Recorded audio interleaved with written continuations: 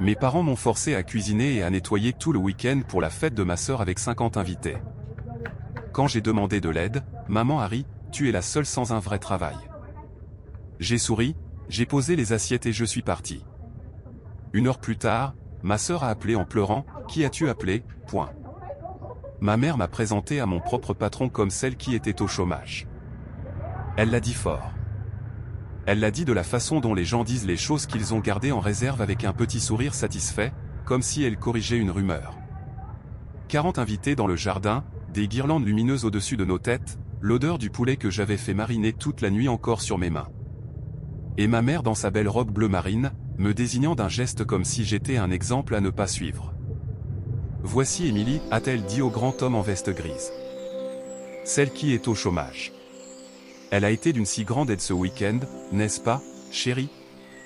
Je tenais un plateau de crostini aux champignons que j'avais préparé à 10h00 du matin. J'avais mal aux pieds depuis midi. Il y avait 47 invités à cette fête, et je connaissais le nombre exact parce que j'avais compté les couverts que j'avais dressés à la main. Le grand homme en veste grise m'a regardé. Son nom était Victor Hall. Il était le directeur régional de Hartwell Frecht System.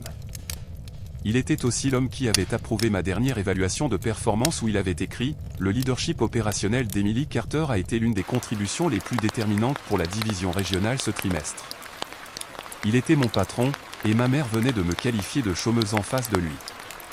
J'ai gardé le plateau stable. J'ai gardé une expression parfaitement neutre. Les yeux de Victor ont croisé les miens pendant exactement 1 seconde, juste assez longtemps pour que nous réalisions tous les deux ce qui venait de se passer. Et puis il a regardé ma mère avec un sourire poli et a dit « Quelle charmante maison !» Ma mère a rayonné. Elle est passée à autre chose.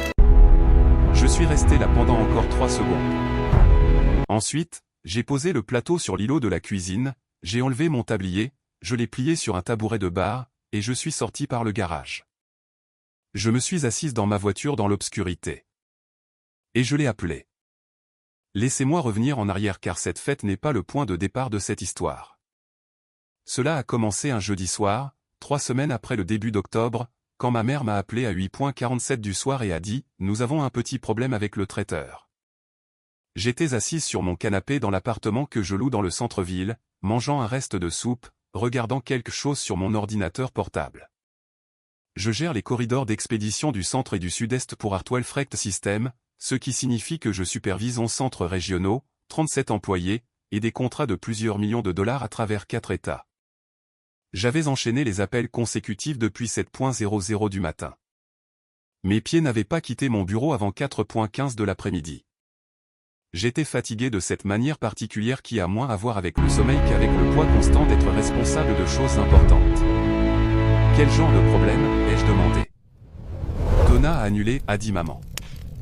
Donna était le traiteur. Elle a été très peu professionnelle à ce sujet. Vraiment à la dernière minute. Quand a-t-elle annulé? Une pause. Mardi. Nous étions jeudi. Maman, la fête est samedi. Je sais, mais écoute, tu es si doué en cuisine. Tu connais les invités de Madison, et tu tiens tellement à ce que tout soit parfait. Cela signifierait le monde pour nous si tu pouvais juste prendre le relais. J'ai un emploi, ai-je dit. Émilie, sa voix a changé pour adopter ce registre particulier. Douce, un peu blessée, celle qu'elle utilisait depuis que j'avais 11 ans pour indiquer que je la décevais en imposant des limites. C'est la fête de fiançailles de ta sœur. C'est l'événement d'une vie. Je ne te demande pas de faire le traiteur pour le mariage d'un inconnu. Je te demande d'aider ta famille. J'ai dit que j'allais y réfléchir. Dès le vendredi matin, elle m'avait déjà envoyé une liste de courses par message.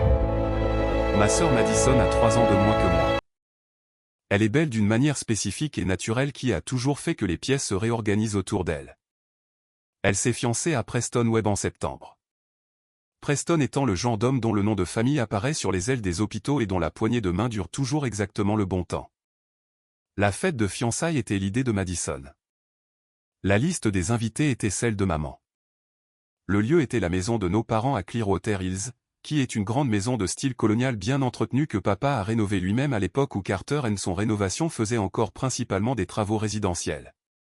J'ai conduit jusque-là le vendredi soir. Je me suis dit que c'était pour un seul week-end. Je me suis dit que c'était pour Madison. Je suis arrivé à 6h30 du soir pour trouver la cuisine complètement non préparée, un menu écrit à la main sur le comptoir avec 17 plats dessus, 3 sacs de courses qui ne correspondaient pas au menu, et un mot de Madison qui disait « Emily, peux-tu aussi faire une charcuterie ?» La mère de Preston en est obsédée. Merci. J'ai fait une liste. J'ai conduit jusqu'au magasin. Ma mère était dans le salon en train d'examiner les plans de table. Mon père, Harold Carter, fondateur et directeur général de Carter & Son Rénovation, qui faisait principalement des travaux commerciaux depuis 6 ans, était sur la véranda arrière avec un verre de bourbon et ses lunettes de lecture. Regardant ce que j'ai réalisé plus tard être des schémas architecturaux. Aucun d'eux n'est venu dans la cuisine. J'ai cuisiné jusqu'à minuit. J'ai fait une salade de pâtes, fait mariner 2 plaques de cuisses de poulet, préparé des légumes à rôtir, assemblé 3 douzaines de mimosas. Préparer une sauce trempette à partir de zéro parce que maman a envoyé un message à 10h30 pour dire « La future belle-mère de Madison ne mange rien acheté en magasin ». Et j'ai nettoyé chaque plat que j'avais utilisé avant d'aller me coucher dans la chambre d'amis parce que les produits de nettoyage étaient dans le placard du couloir, et il semblait que personne d'autre n'allait les chercher. À 11h15, papa s'est aventuré dans la cuisine pour chercher un verre d'eau. Il a regardé l'étalage sur les comptoirs, les récipients étiquetés, les plaques de cuisson avec la marinade, la mise en place que j'avais préparée pour le matin, et a dit « Ça a l'air super, Emily. Tu es vraiment incroyable en cuisine. » Il est allé se coucher. Je suis resté là un moment et j'ai pensé à la journée de 11 heures que je venais de passer au travail, à l'examen de portefeuille que j'avais reprogrammé pour pouvoir être ici, aux 4 conférences téléphoniques distinctes que j'avais prises depuis ma voiture pendant le trajet. J'ai pensé au fait que personne ne m'avait demandé en 6 ans de vie professionnelle de nommer ma plus grande compétence. Et pourtant, ici, dans cette cuisine, à 11h15 un vendredi soir, le consensus familial était clair. J'ai éteint la lumière de la cuisine et je suis allé me coucher. Samedi matin, j'étais debout à 6h00. Maman est entrée dans la cuisine à 9h00, a regardé l'étalage que j'avais assemblé, et a dit « Ça a l'air merveilleux. Peux-tu aussi faire les arrangements floraux ?» Le fleuriste les a laissés dans des seaux sur la véranda arrière, et ils doivent être terminés pour midi. J'ai fait les arrangements floraux. À 10h00, Madison est apparue dans une robe de chambre en soie et s'est tenue au comptoir de la cuisine mangeant un yaourt pendant que j'arrangeais des dahlias. Et elle a dit « Emily, peux-tu faire en sorte que ça tombe en cascade, genre désordonné mais fait exprès ?» J'ai dit « Oui ». Elle a publié une histoire sur sa préparation. J'ai continué à arranger. À 10h30, l'amie de Madison, Kayla, est arrivée pour aider Madison à se préparer, et elles ont disparu à l'étage avec une bouteille de Prosecco et un fer à friser. Kayla a dit « Oh, waouh. Ça sent incroyablement bon ici » en s'adressant à moi alors qu'elle traversait la cuisine. Ce fut la seule reconnaissance que j'ai reçue de l'entourage de Madison de toute la journée. À 11h00, j'avais terminé les arrangements floraux, transféré le poulet mariné au four en 3 tournées décalées pour que tout sorte chaud en même temps, assemblé les œufs mimosa sur un plateau avec la petite garniture précise que maman avait demandé par message pour exiger quelque chose de vert. Pas seulement du paprika, car la future belle-mère de Madison s'y connaît en gastronomie.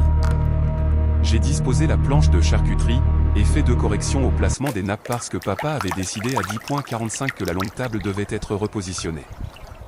J'ai mis 47 couverts. J'ai repassé les nappes.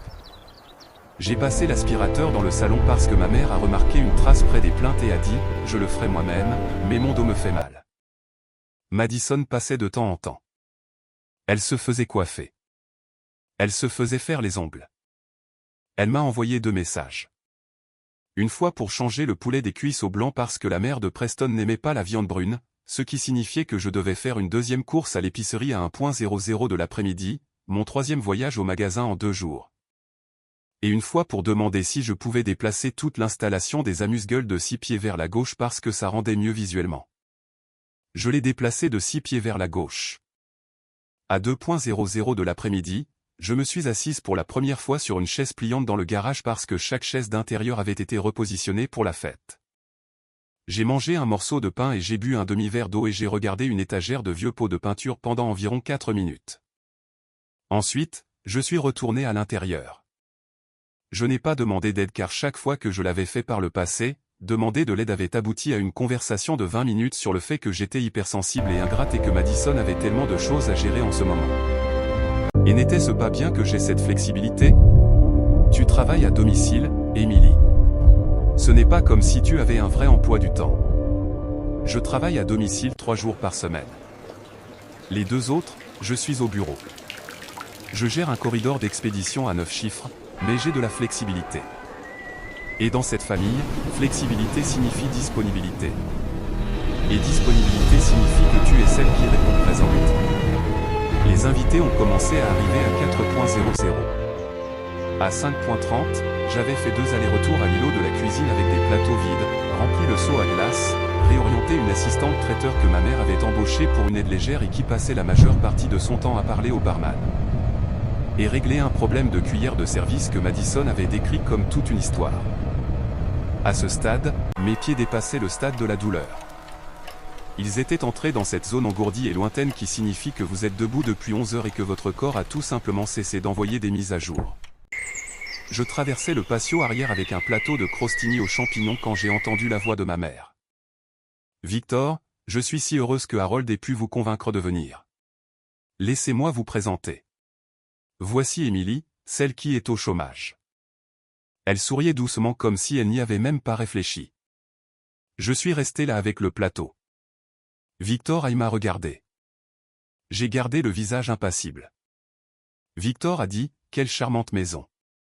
Et ma mère est passée à autre chose. 3 secondes se sont écoulées. J'ai posé le plateau sur l'îlot de la cuisine, plié mon tablier, traversé le garage, et je suis monté dans ma voiture.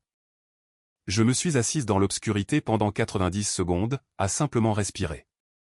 Ensuite, j'ai pris mon téléphone et j'ai appelé mon patron. Il a répondu à la 2e sonnerie. Emily? Je dois être honnête avec vous à propos de quelque chose, ai-je dit.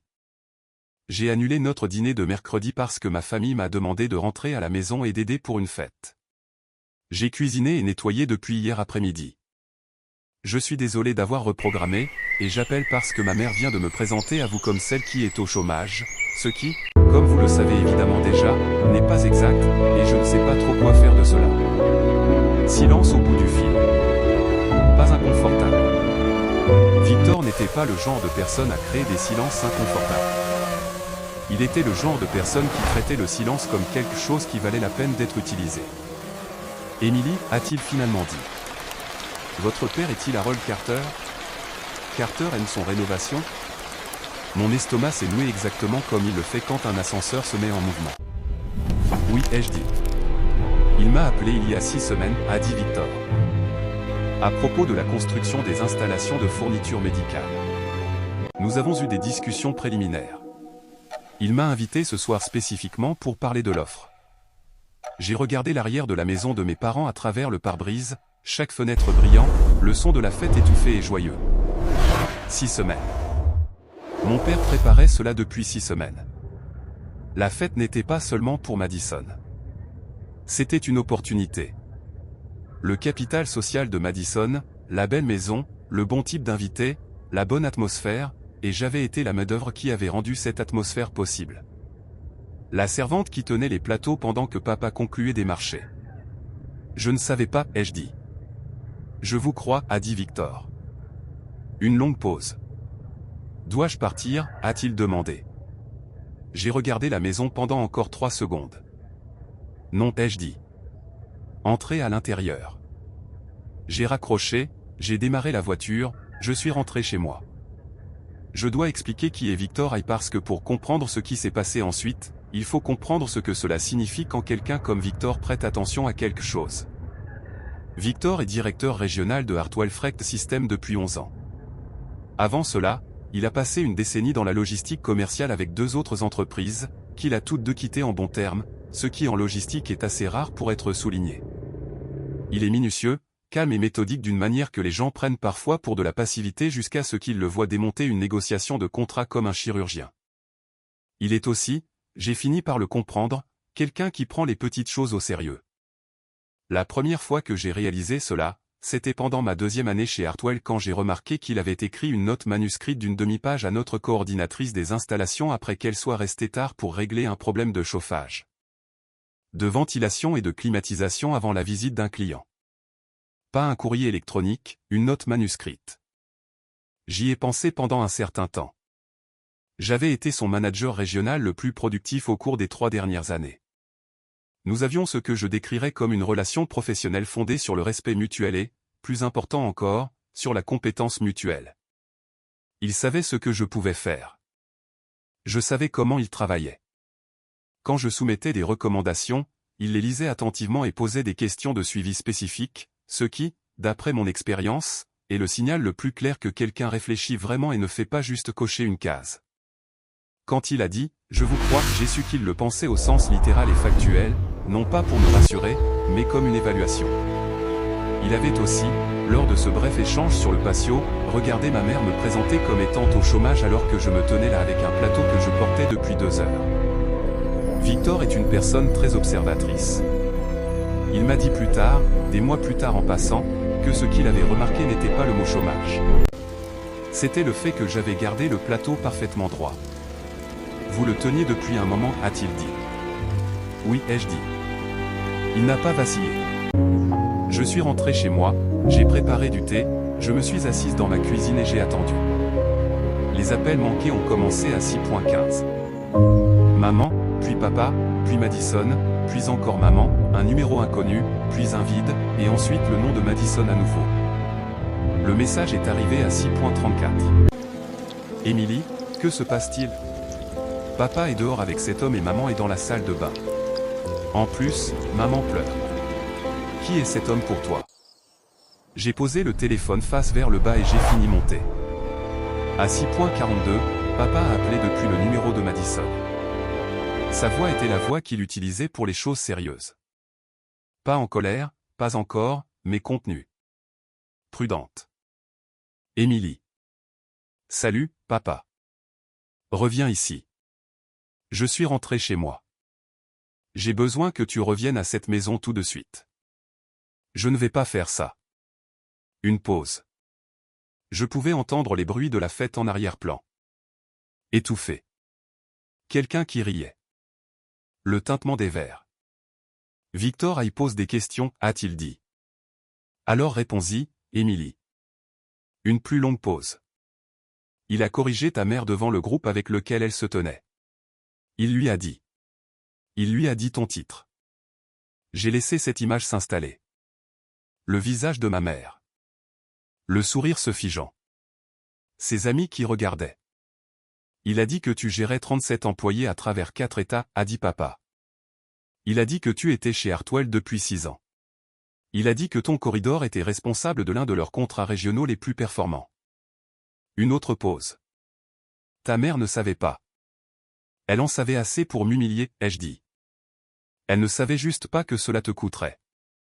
La ligne est devenue silencieuse. Émilie, sa voix a baissé encore, plus douce. C'était la voix en laquelle j'avais eu confiance quand j'étais enfant. La voix qui m'avait lu des histoires, qui m'avait appris à conduire. Celle qui avait dit « Je suis fier de toi » quand j'avais obtenu ma première promotion. Je l'ai reconnue. J'ai aussi reconnu maintenant combien de fois elle avait été utilisée pour aplanir quelque chose qui méritait d'être examiné. Le contrat des fournitures médicales. J'ai déjà embauché 2 équipes. J'ai déjà commandé des matériaux. Si Victor se retire de cela à cause de... Si ce soir tourne mal, je fais face à des coûts irrécupérables à 6 chiffres. Ce n'est pas ma responsabilité, ai-je dit. Tu pourrais arranger ça. Je suis rentré chez moi, papa. Tu traites quelqu'un comme du personnel engagé tout le week-end, il rentre chez lui. Tu aidais ta sœur. Je dirigeais seul une opération de traiteur pour 47 invités pendant 2 jours. J'ai frotté les plaintes, papa. J'ai repassé des nappes à minuit. Tu fais sonner ça pire que ce n'était. Maman m'a traité de chômeuse devant mon patron et 40 invités. Elle ne savait pas qui c'était. Elle savait qui j'étais, ai-je dit, et elle a décidé que c'était assez d'informations. Silence. Plus long cette fois-ci. Que veux-tu que je dise, a-t-il demandé. Je ne veux pas que tu dises quoi que ce soit. Je te dis ce qui s'est passé. La suite dépend de Victor. Émilie? Sa voix avait de nouveau changé. Plus vraiment douce, pas tout à fait dure, quelque part dans un juste milieu délibéré. Que comptes-tu faire exactement? J'ai pris ma tasse, j'ai pris une gorgée lente. Lundi matin, ai-je dit, Victor va me demander de soumettre une évaluation écrite pour savoir si Hartwell devrait recommander Carter & Son pour la construction des installations de fourniture médicale. C'est la procédure standard. Hartwell exige une évaluation interne du responsable régional de rang supérieur lorsque nous envisageons de nouveaux partenariats commerciaux. Un silence de mort. Et je vais l'écrire, ai-je dit. Honnêtement, je pouvais l'entendre respirer. Je vais écrire sur ce que je sais, ai-je continué, c'est-à-dire la qualité des travaux précédents de Carter & Son, leur respect des délais, le statut de leur assurance, leur réputation dans le secteur, et tout ce qui est pertinent pour une véritable évaluation de partenariat. Je vais écrire ce que je sais réellement, papa. Pas de faveur, pas de sabotage, juste la vérité. Encore du silence. C'est tout, a-t-il dit finalement. C'est tout. Il a expiré. Et si la vérité est suffisante, alors tu n'as pas à t'inquiéter. J'ai raccroché. Je veux être précis sur ce qui s'est passé ensuite car je sais comment ces histoires peuvent être interprétées. Comme si le protagoniste avait un plan élégant depuis le début, une stratégie de coup d'échec qu'il appliquait pendant que tous les autres trébuchaient. Ce n'était pas ça. Je ne suis pas rentré chez moi vendredi soir avec un plan machiavélique. J'ai passé 2 jours à cuisiner pour ma famille et à repasser leurs nappes parce que je les aime et parce que j'avais toujours été celle qui répondait présente et parce qu'une partie de moi n'avait pas encore cessé de croire que, finalement, ils le verraient et seraient reconnaissants. Ce que j'avais, c'était l'esprit clair et un ensemble de compétences spécifiques. J'avais passé 6 ans à évaluer les risques opérationnels pour gagner ma vie. Quand ma mère m'a appelé chômeuse devant mon patron alors que je tenais un plateau de nourriture que j'avais passé 2 jours à préparer, quelque chose a changé dans ma façon de voir la situation. Pas de la colère, quelque chose qui ressemblait plus à de la clarté. Je n'allais pas plier cette fois-ci. J'ai passé le dimanche à la maison. Je suis allé courir longuement le matin.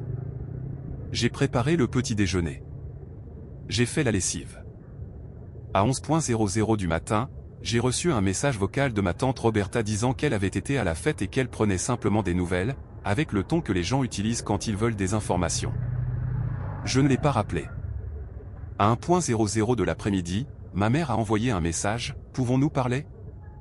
J'ai attendu 3 heures et j'ai répondu, « Je suis disponible mardi soir. » Elle l'a lu et n'a pas répondu. Madison a envoyé un message à 4h00 de l'après-midi, « Emily, s'il te plaît, appelle-moi. Je suis tellement perdu avec tout ça. » Et la mère de Preston m'a demandé ce qui se passait et je ne savais pas quoi dire. J'ai répondu, « Je vais bien. Félicitations pour tes fiançailles. » Elle a renvoyé un point d'interrogation. J'ai mis le téléphone dans ma chambre et je suis allé préparer le dîner. Lundi matin, je suis arrivé au bureau à 8h05. Victor était déjà là. Il était toujours déjà là. La lumière de son bureau était allumée, sa porte entr'ouverte. Il avait un café de l'endroit au coin de la rue qu'il prenait tous les matins. Une torréfaction moyenne foncée, sans rien dedans, et il lisait quelque chose sur son écran quand j'ai frappé. « Entrez » a-t-il dit. Il a levé les yeux. Fermez la porte. Je me suis assise en face de son bureau. Le bureau était propre, comme toujours. Quelques dossiers, un bloc-notes jaune avec des écrits manuscrits, son téléphone face vers le bas. Sur le mur derrière lui se trouvait une photographie encadrée d'un navire cargo, ce que j'avais toujours considéré comme un choix étrange pour une décoration de bureau, et dont j'avais fini par décider que cela lui convenait parfaitement. Avant de discuter de l'évaluation, a-t-il dit, « Je veux vous demander quelque chose, et vous n'êtes pas obligé de répondre. » D'accord. Est-ce la première fois que quelque chose comme samedi se produit? J'ai regardé le navire cargo. Non, ai-je dit. Il a hoché la tête une fois. D'accord. Il a pris le bloc-notes jaune. La construction des installations médicales. L'offre de Carter & Son est arrivée le mois dernier. L'entreprise de votre père a un historique commercial qui remonte à 12 ans. 3 de ces travaux ont pu être vérifiés par les dossiers des sous-traitants de Hartwell. Nous les avons utilisés 2 fois pour des travaux d'agrandissement d'entrepôts en 2019 et 2021. Leur travail était adéquat. Aucun problème majeur. Le calendrier du travail de 2021 a dépassé de 11 jours. C'est cohérent avec ce que je sais, ai-je dit. L'équipe de papa est bonne. Sa gestion de projet a des lacunes. Il a tendance à sous-estimer la phase finale des grandes constructions. Dans quelle mesure cela serait-il important pour la construction d'une installation médicale? Cela dépend de la portée. S'il s'agit d'une structure à achèvement par phase, les dépassements de délai pourraient entraîner des pénalités. Si l'installation médicale a des dates limites d'ouverture, ce qui, vu le contexte médical, est probablement le cas, 11 jours deviennent significatifs. Victor a écrit quelque chose sur le bloc-notes. Votre évaluation. J'en ai besoin par écrit pour jeudi. Format standard, critères standards. Rien en dehors du cadre d'un examen de routine. Je comprends. Je ne veux pas que vous la sabotiez, Émilie. Je ne veux pas non plus que vous la protégiez. Je veux un portrait honnête. C'est ce que j'écrirai. Il m'a regardé un instant, sans méchanceté. Pour ce que ça vaut, a-t-il dit. Je suis désolé pour samedi. Vous n'avez rien fait de mal. Non, a-t-il dit, mais j'ai regardé cela se produire. Et j'ai dit, quelle charmante maison, ce qui, rétrospectivement, n'était pas ma meilleure réponse. Quelque chose à laquelle je ne m'attendais pas s'est produit, à savoir que j'ai ri. Un vrai rire discret, le genre qui brise la tension et qui apparaît quand on n'y est pas préparé. Victor a presque souri. Jeudi, a-t-il dit. Donnez-moi un portrait honnête. J'ai passé lundi et mardi à travailler sur l'évaluation. Une analyse professionnelle standard. J'ai sorti le rapport de Dun & Bradstreet de Carter & Son, leur licence obtenue par l'intermédiaire du département des affaires et de la réglementation professionnelle de la Floride, et leur certificat d'assurance dans les dossiers du projet Hartwell de 2021. J'ai extrait la documentation sur les délais de ce projet, compris les notes internes du projet Hartwell qui détaillaient le dépassement de 11 jours et sa cause due à un échec de coordination de la chaîne d'approvisionnement du côté de l'entrepreneur. J'ai aussi sorti leur dossier du Better Business Bureau, qui montrait 3 plaintes non résolues au cours des 4 dernières années, toutes de clients résidentiels, impliquant toutes des termes similaires concernant le glissement de la portée du projet et les lacunes de communication. Aucune d'elles n'était éliminatoire en soi. Ensemble, elles formaient un schéma. J'ai contacté 2 anciens chefs de projet qui avaient travaillé aux côtés des équipes de Carter sur des constructions commerciales, pas les employés de mon père, mais des entrepreneurs indépendants qui avaient partagé des chantiers avec eux, et je leur ai demandé des évaluations informelles. Qu'ils ont fournies. James Okafor, qui avait travaillé sur la construction d'un complexe de bureaux de 20/20 à Saint-Pétersbourg où Carter & Son était sous-traitant, a été diplomate, mais clair, bonne équipe sur le terrain. Le superviseur était vif. Mais quand il s'agissait de commandes de modification et d'ajustement de calendrier, je devais toujours relancer au moins 2 fois pour obtenir une réponse. Vera Dominguez, une coordinatrice de projet qui avait travaillé avec une équipe de Carter sur une rénovation commerciale à Sarasota en 2022, a été plus directe. Ils font du bon travail si le projet ne bouge pas. À la minute où quelque chose change, ils ralentissent. J'ai recoupé ces informations avec les spécifications de construction des fournitures médicales que l'équipe d'approvisionnement de Hartwell avait partagées avec moi dans le cadre du dossier d'évaluation. Le projet impliquait une installation de distribution de fournitures médicales de 22 000 pieds carrés avec une structure d'achèvement par phase. L'ossature pour le mois 4, l'aménagement pour le mois 8, opérationnel pour le mois 11.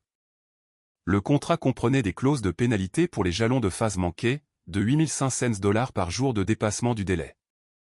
Le tableau qui s'est dessiné était ce que je savais déjà. Professionnellement parlant, Carter & Son était un entrepreneur régional compétent avec une équipe de terrain solide et une faiblesse constante dans la logistique de projets à grande échelle. Pour une construction simple, ils étaient très bien. Pour la construction d'une installation de fourniture médicale, soumise à des contraintes de temps et assortie de pénalités, avec des exigences d'achèvement par phase et des clauses de pénalité journalières, il représentait un risque modéré à significatif. J'ai écrit cela. Le tout au format standard avec des citations, avec de la documentation, avec les données chronologiques et la matrice de risque que notre département utilisait pour les évaluations des entrepreneurs. 9 pages, chaque affirmation sourcée, la conclusion mesurée, spécifique et honnête, basée sur la documentation disponible et les références de l'industrie. Carter & Son rénovation démontre une capacité technique adéquate pour cette construction. Le principal facteur de risque est la constance de la gestion de projet sous la pression d'un calendrier échelonné. Il il est recommandé à Hartwell de demander des exigences supplémentaires en matière de garantie d'exécution et des mécanismes d'examen des étapes si le partenariat se poursuit. C'était tout. Pas une démolition, pas une protection. Un tableau juste. Je n'ai pas ajouté un seul mot sur la fête de ma mère. Je n'ai pas mentionné les nappes ou les crostini ou le mot chômage. Ce n'était pas pertinent.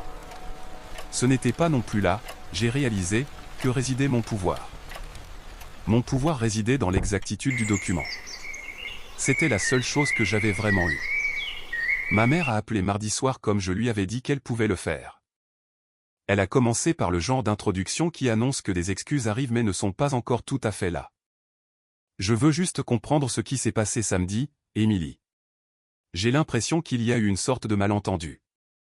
Maman, ma voix était calme. Tu m'as présenté à mon patron comme étant au chômage. Je ne savais pas qui c'était. Tu savais qui j'étais. Tu m'as présenté comme chômeuse. Tu l'as dit comme une blague devant 40 personnes alors que je tenais un plateau de nourriture que j'avais cuisiné pendant 2 jours. Une pause. J'essayais d'être drôle. Je sais que c'était la partie la plus difficile à expliquer. Non pas qu'elle était cruelle exactement, mais qu'elle l'avait fait de manière désinvolte, sans réfléchir. Parce que dans sa représentation mentale du monde, j'étais la fille qui était disponible, celle qui répondait présente, celle sans vrai travail ou sans vrai emploi du temps ou sans vrais engagements qui correspondaient à la vraie vie de Madison. Ce n'était pas de la méchanceté. C'était un modèle de ce que j'étais que j'avais passé des années à échouer à corriger. J'ai besoin que tu comprennes que ce n'était pas drôle, et j'ai besoin que tu comprennes que cela a eu des conséquences pour l'entreprise de ton père, a-t-elle dit. Sa voix s'était légèrement refroidie. Pour moi, ai-je dit. Cela a eu des conséquences pour moi. Silence. Ton père est très stressé, a-t-elle dit. Je sais. Il a travaillé très dur sur cette offre. Je sais. Si Hartwell ne donne pas suite, maman, je l'ai interrompu doucement. Je ne vais pas saboter l'offre de papa. Je fais mon travail, qui consiste à rédiger une évaluation honnête de l'entrepreneur. C'est tout. Que cela l'aide ou lui nuise dépend du travail réel, pas de ce que je ressens à propos de samedi. Elle est restée silencieuse pendant un long moment. Émilie, a-t-elle finalement dit. Je suis désolé pour ce que j'ai dit. Je ne voulais pas t'embarrasser. Les excuses sont tombées, et je les ai acceptées pendant une seconde, ressentant leur poids et aussi le poids de tout ce qu'elles n'incluaient pas. Toutes ces années de « tu es tellement flexible » et Madison a tellement de choses à gérer, et ça ne te dérange pas, n'est-ce pas, Émilie? Les excuses étaient réelles, ai-je pensé. Elles n'étaient juste pas complètes. Merci, ai-je dit. Sommes-nous en bons termes? J'ai regardé la fenêtre de ma cuisine. La nuit d'octobre à l'extérieur, le thé qui refroidissait sur mon comptoir. Nous le serons, ai-je dit. Mais les choses doivent être différentes. Elle a dit qu'elle comprenait. Peut-être qu'elle comprenait. Peut-être que cela prendrait plus de temps. Ces choses prennent généralement du temps. J'ai soumis l'évaluation jeudi matin à 9h04 du matin.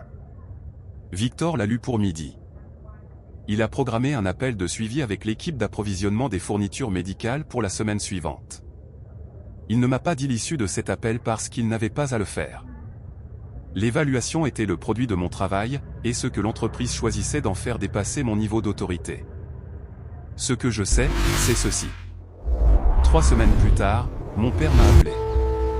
Pas depuis le téléphone de Madison, pas avec la voix contenue et prudente. Il a appelé de son propre numéro un mercredi soir. Et quand j'ai répondu, il a dit « papa ». Une pause. Carter Henson n'a pas obtenu le contrat des fournitures médicales. Il l'a dit simplement, pas de manière accusatrice, comme s'il faisait un bulletin météo. Je suis désolé de l'entendre, ai-je dit. Et je l'étais, de cette manière spécifique et compliquée dont on peut être désolé de quelque chose qui était aussi, d'une certaine façon, juste. L'équipe de Victor a invoqué des inquiétudes concernant la gestion de projet, a dit papa. Spécifiquement la fiabilité du calendrier des phases. Une autre pause. J'ai lu le texte. Il était minutieux, professionnel. Je n'ai rien dit. Émilie, sa voix a changé pour devenir quelque chose que je n'avais pas entendu depuis longtemps. Quelque chose de plus calme. Je t'ai fait travailler dans la cuisine tout le week-end pendant que j'essayais de décrocher ce contrat. Et je ne t'ai pas dit pourquoi je l'avais invité. Et ta mère? Il s'est arrêté. Nous avons mal géré ça. Oui, ai-je dit. C'est le cas. Je suis désolé. J'ai regardé le plafond de mon appartement.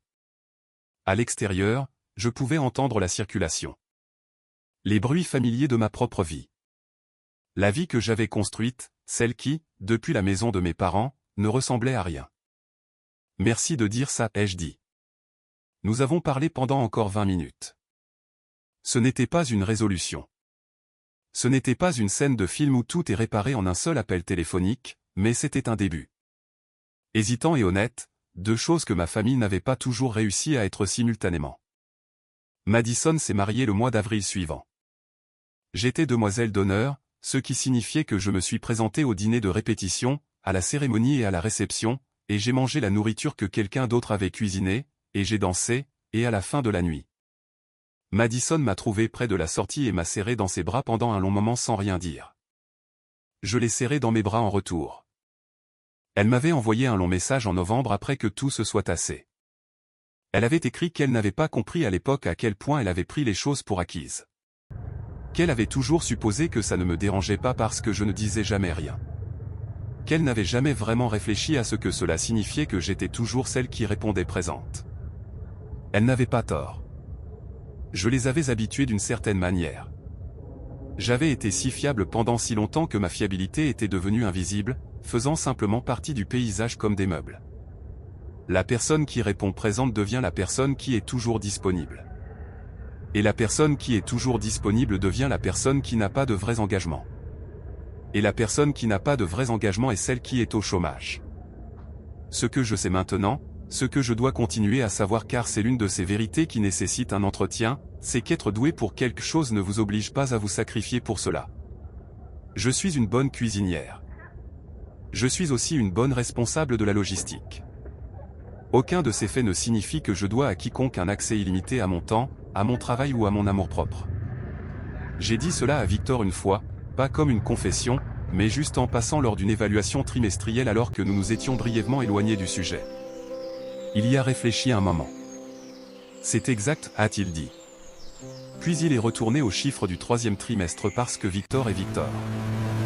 J'écris ceci 14 mois après que ma mère ait prononcé le mot chômage dans un jardin rempli d'invités alors que je me tenais là dans une robe qui sentait la marinade de poulet, tenant un plateau que j'avais passé 2 jours à préparer.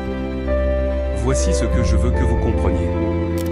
Le moment où je suis parti n'a pas été le moment où je suis devenu quelqu'un de différent. J'étais quelqu'un de différent depuis des années. J'avais juste cessé de jouer la version de moi que ma famille trouvait pratique. Les excuses sont venues. La relation s'est réparée lentement, imparfaitement, comme le font les vraies réparations. Ma mère fait encore parfois des commentaires auxquels elle ne réfléchit pas. Mon père sous-estime encore les délais.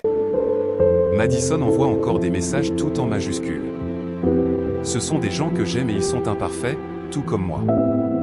Mais personne ne m'a traité de chômeuse depuis.